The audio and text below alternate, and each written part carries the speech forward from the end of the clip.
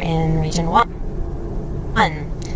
So first of all, we wanted to say thank you to the Chief and the National Leadership Team for supporting this, because to be very inclusive across all aspects of the agency is really important. As one of our key learning insights here, that we recognize the urgency. We recognize it's important to our communities. We've struggled to make this change for many years. We've tried this before. The concern a lot of us came in is, how do we make this stick? And we have a lot of folks that we feel are still going to be skeptical at home.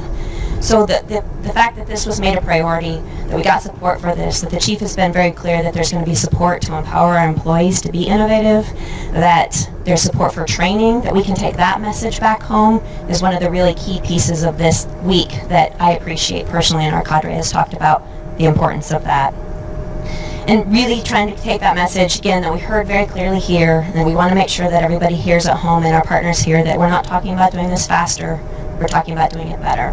We're talking about doing more implementation on the ground, whether it's for our recreation users, or our grazing permittees, or our veg management, or whatever it may be. This is just about doing that better, not faster. Our plan really keys on a lot of things that we've already been doing in Region 1, building upon that. We've got 3 forests already that volunteered to pilot a NEPA efficiency projects, or processes, tools that we've got as they implement their projects.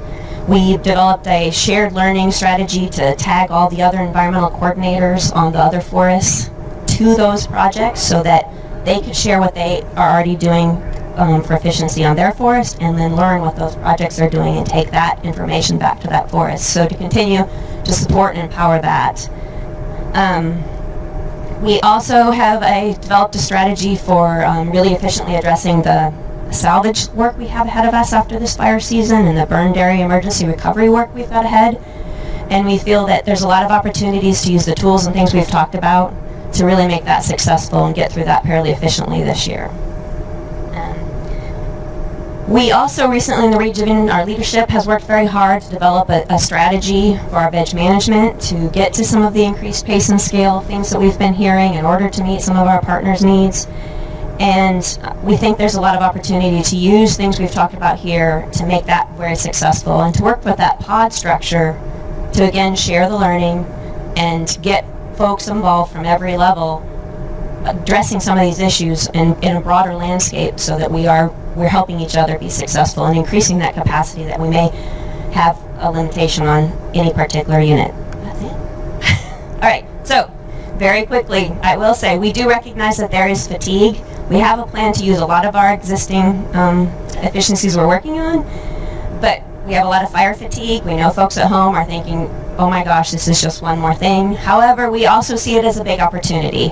And so our very most important first action step is working with Leanne when we get back to start communicating with folks what this is not. It's all about how we can all work on this together and we can be successful together. And I have to add one more thing, for someone's sake, sorry. We did work very hard today on our 4 Ps, getting to our purpose, our people, our process, and our products. So we have all of our meeting dates established. We've got who's going to do what. We've got cadre members assigned, and we're really hoping and looking forward, for those folks of you that are back home, to working with our environmental coordinators to help really make sure that everybody's ready to work on this with us. Thank you, Timory.